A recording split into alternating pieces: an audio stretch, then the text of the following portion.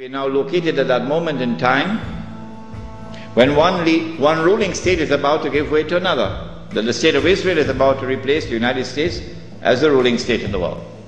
When Israel takes over from the United States with that big war which is about to take place, and the American economy collapses and the US dollar collapses and all the paper money in the world collapses, and this is going to be my lecture next Wednesday, inshallah, on Islam and the international monetary system, please come to it. Then we see that transfer of power. Israel takes control of the oil, for example, of the Middle East. When Israel becomes the ruling state in the world, then the Jews will say, the golden age has come again. The prophecy is being fulfilled. But they're being deceived in the grandest and most magnificent deception mankind has ever witnessed. No, this is not the golden age. You have been deceived by Al-Masih al-Dajjal.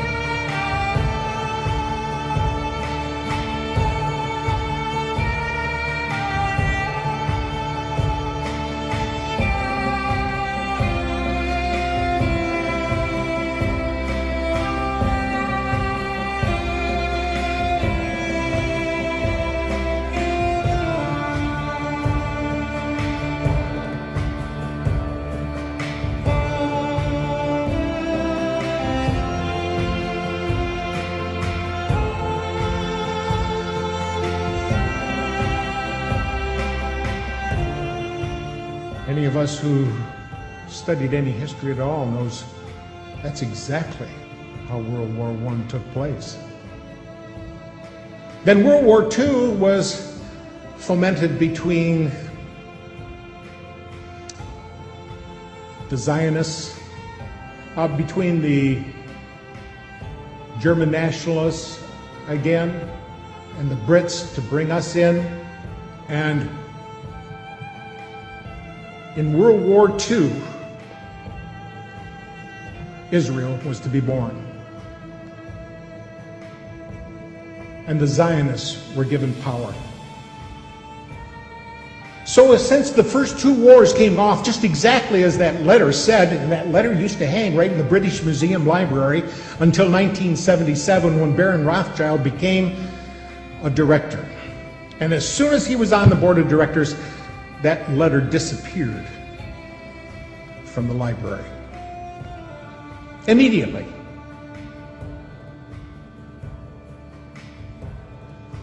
But since that letter so clearly delineated the first two world wars, I think we have to look at it seriously and take it to heart when it says in there so clearly that the Third World War will be fomented between the Zionists and Islam. Does anybody see that materializing today? Every place we look, we can see it happening. And we can see the power they have here in this country to run things and to pull the nastiest little scams, and America believes it. Because they don't realize who it is that owns the newspapers. They don't realize who it is that owns the television. And sometimes they don't care. As long as there's going to be football on the Monday night and I got beer at hand, that's all that counts. So there, we have figured it out. Go back to bed, America. Your government has figured out how it all transpired. Go back to bed, America. Your government is in control again. Here's American gladiators. Watch this. Shut up. Go back to bed, America. Here is American gladiators. Here is 56 channels of it. Watch these pituitary retards bang their fucking skulls together and congratulate you on living in the land of freedom. Here you go, America. You are free to do as we tell you. You are free to do as we tell you. Okay, we say we've got freedom of press in this country, and some folks have said that you've got freedom of press as long as you own it. Well, who owns the media? And when I say that, I mean it not literally, but as far as who controls the information that goes out in the media. An example, NBC is owned by General Electric, and General Electric is one of the top 10, if not top 5 defense contractors. Is NBC going to expose a news story that might in some way impede a contract negotiation, which can mean a lot of money for General Electric? I don't think so. So the point here is that we have elected officials, both Republicans and Demopublicans, that cater to who?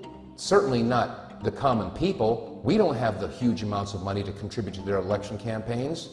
The people that contribute the most amount of money are the corporations. And so that representative or senator is going to do what is going to be in the best interest of those corporations. So if the corporations are controlling and influencing our elected officials, we must also take a look at the mainstream media. Who pays the bulk of the advertising dollars that keep the mainstream network news going? Is the major corporations. So what we have now is we have corporate control of elected officials, corporate control of the media, and this is why some people are now calling it the corporate Borg, because they have assimilated several different areas of our entire society. The corporations control agriculture, technology, manufacturing, industry, education, communication. They control our elected officials. This is not a government of, by, and for the people. It is a government of, by, and for the corporation. And by definition, when business controls government, that is inescapably fascism. And then if the global currency crisis unfolds, then inevitably you get, I guess, an alignment under a global world government, a new global currency, and a new world order. So we may be moving towards that. It's impossible to predict the time when confidence will be lost, but it can come quickly. Resorting to buying other paper currencies will not be of much help. When the dollar crashes, most likely the purchasing power of all currencies, since all currencies hold dollars as a reserve, will go down as well. This means that dollars and other currencies will go into buying consumer items, precious metals, and other physical properties. Consumer prices will soar, as well as interest rates. The central bank will lose control, and the more they inflate, the worse the confidence becomes. The interest rates will respond to these efforts by rising sharply. If the Fed tries to reverse the run on the dollar, interest rates will also soar, and the pain on American citizens will be of such proportion that political chaos will result. Either scenario leads to political and social chaos, the third event, and the most dangerous. With no ability of the federal government to fund its commitments, international or domestic, major changes will occur in our system. The social unrest will elicit cries for government to exert unusual force to head off a complete breakdown of law and order. The ultimate trap will be set for a system of government claiming to protect a free society. If more power and police authority are not given to the federal government, it will be argued that only anarchy will result. If more government policing power is given, it will mean a lethal threat to civil liberties. Already, we have permitted the notion that a single person, the Attorney General or the President, can decide who is an enemy combatant, thus denying that individual the right of habeas corpus, permitting indefinite detentions without charges made. This attitude towards civil liberties has changed significantly since the fear built around 9/11. Yes, I know, declaring one an enemy combatant is reserved only for the radical Muslims engaged in terrorism against the United States. To be reassured by this reasoning is quite dangerous and naive. Logic should not lead us to equate suspects with terrorists and include American citizens, and yet this has already been set by precedent. Under difficult circumstances, our political leaders will not be hesitant to use these powers to maintain order. Tragically, the people may even demand it. We are rapidly moving toward a dangerous time in our history. Society as we know it is vulnerable to political and social unrest. This impending crisis comes as a consequence of our flawed foreign and domestic economic policies, a silly notion about money, ignorance about central banking, and ignoring the onerous power and mischief of out-of-control intelligence agencies. Our unsustainable welfare state and a willingness to sacrifice privacy and civil liberties in an attempt to achieve safety and security from an inept government. Dangerous times indeed. What can be done about it? Must we wait for the inevitable and expect to restore our liberties in a street fight against the overwhelming power of the state? Not a good option. The only way that we can prevent blood from running in the streets is to offer a better idea of the proper role of government in a society that desires first and foremost liberty.